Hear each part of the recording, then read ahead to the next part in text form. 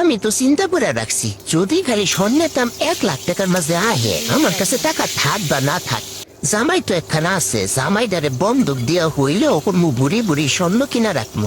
একটা সমস্যা সমাধান হইতে না হইতে আরেকটা সমস্যা পিছন দিয়ে আইসা বলে, হে আমি চলে এসেছি, নো টেনশন। আমি টেনশন দিয়ে বলতে চাই, ভাই একটু তো রহম করো, আমি তো তোমাদের রেগুলার কাস্টমার, একটু ডিসকাউন্ট দাও, ঠেলাঠেলি করো না, অন্তত একটা সমস্যা সমাধান হওয়ার পরে তোমরা আসো। অনবরত একজনের পর একজন চলে আসতেছে, আমিও তো মানুষ, আমারও তো একটু রেস্টের প্রয়োজন, আমিও তো একজন মানুষ, আমার ঘরে কেন তোমাদের বারবার আসতে হবে?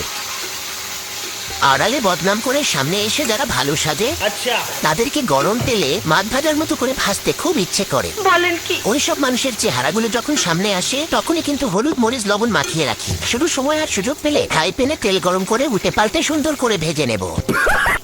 শোন বোন, তখন একটা কথা কই, পাকিস্তানের ড্রেস করলেই পাকিস্তানের মায়াগো মতো এত কিউট হওয়া যায় না। ওই পাকিস্তান আর কই হয়েছে বুঝিস্তান, জিনিসটা তখন একটু বুঝাও। দেশটা গোলামের পুতে বইরা গেছে, এই খবরটাও আমারে কইছে এক গোলামের পুতে।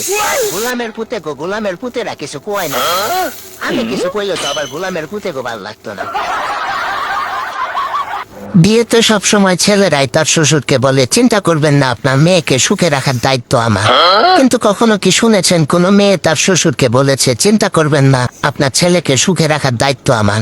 এর কারণ কি জানেন? এর কারণ হচ্ছে মেয়েরা কাউকে সুখে শান্তিতে রাখতে পারে না।